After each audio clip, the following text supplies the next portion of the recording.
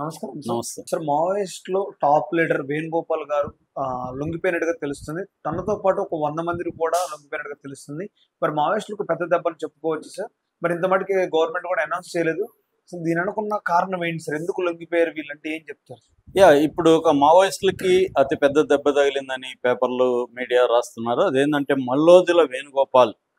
ఆయనకి అనేక పేర్లున్నాయి. బేసిక్‌గా ఆయనకి అభయ్ అనే పేరు పాపులరు.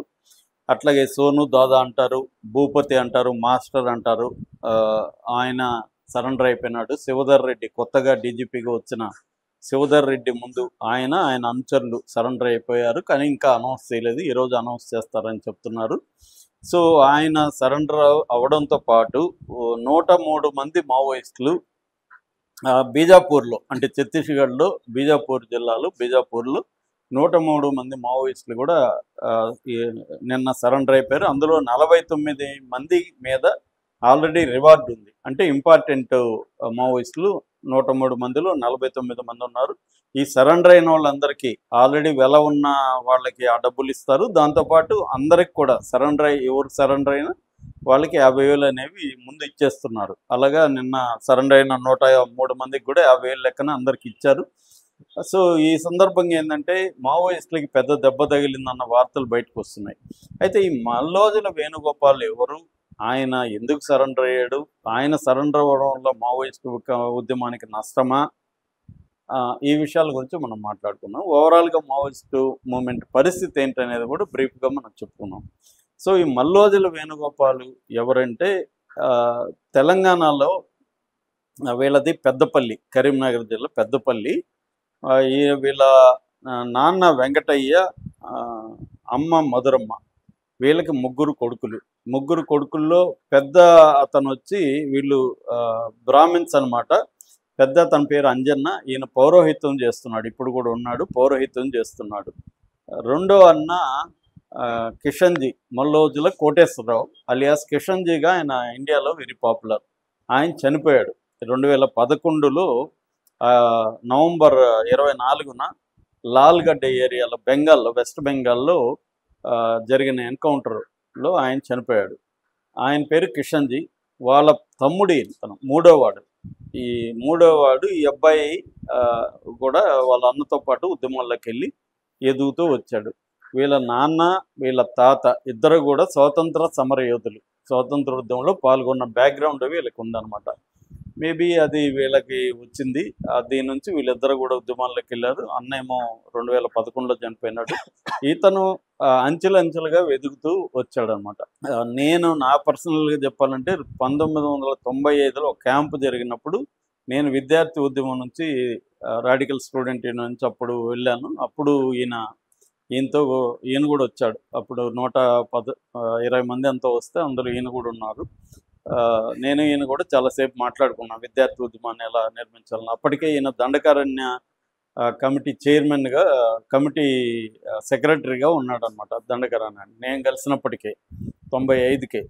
సో ఈయన ఇంకోటి ఏంటంటే సాధన అనే పేరు పెట్టుకొని మంచి రచనలు కూడా చేశాడు.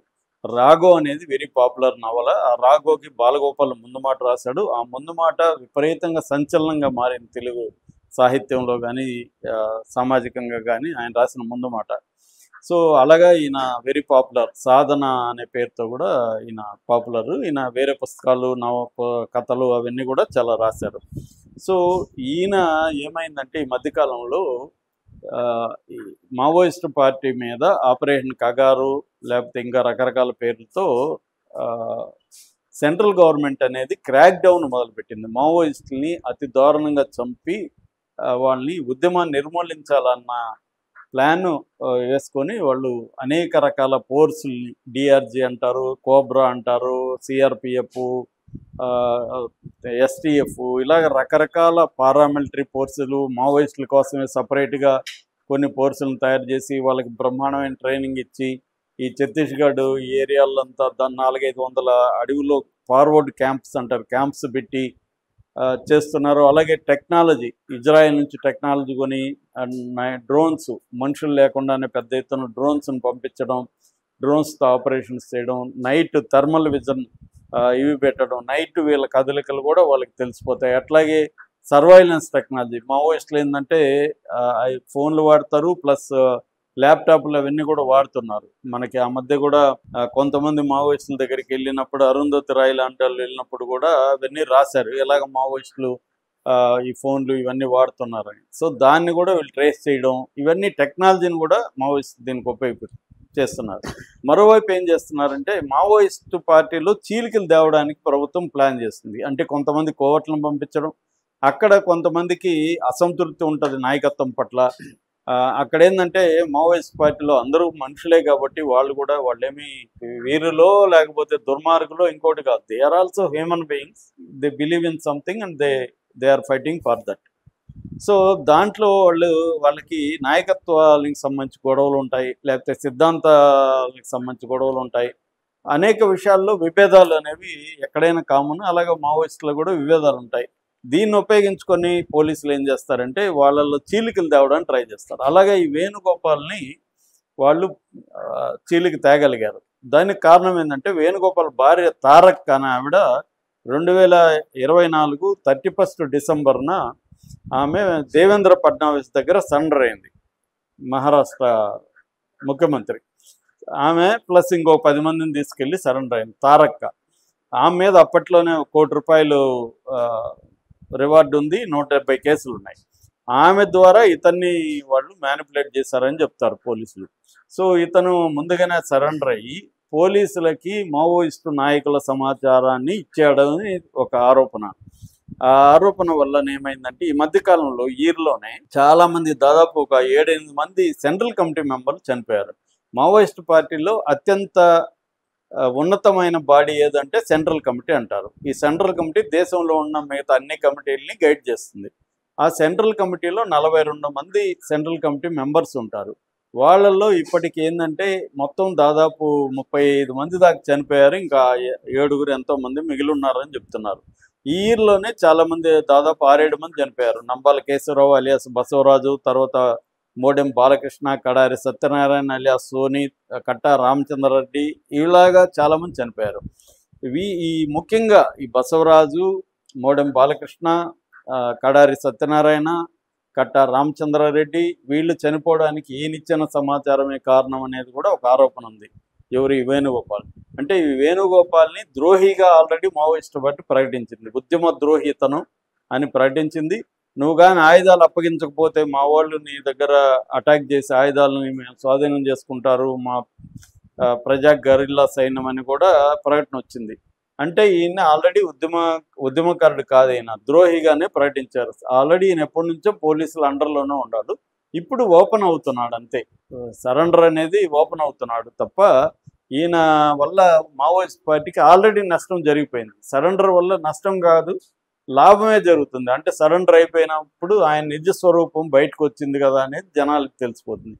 ఈయన మధ్య ఒక డాక్యుమెంట్ కూడా పెట్టాడు, మేము ఆయుధాలను విరమిస్తున్నామని ఒక ప్రకటన కూడా ఇచ్చాడు. అది కూడా కన్ఫ్యూజ్ అయిపోయారు ప్రజలు కూడా. నిజమేనేమో మావోయిస్ట్ పార్టీ ఆయుధాలని వదిలేసి బయటకు వచ్చేస్తారేమని కూడా నమ్మారు అందరూ. మనం కూడా చెప్పుకున్నాం అది. కానీ ఈయన అది మావోయిస్ట్ పార్టీకి సంబంధం లేకుండా మావోయిస్ట్ పార్టీ ఇచ్చినట్టుగా తన ఫోటో పెట్టి తన వాయిస్తో ఆడియో కూడా పంపించాడు ఈయన. అంటే ప్రజల్ని కన్ఫ్యూజ్ చేయడం, మావోయిస్ట్ పార్టీలో ఉండే కింది స్థాయి కేడర్ని కన్ఫ్యూజ్ చేసి గందరగోళానికి గురి చేసి సరెండర్ చేయించాలి అన్న ఒక ప్లాన్ని ఈయన ద్వారా గవర్నమెంట్ అమలు చేస్తుంది అన్నమాట.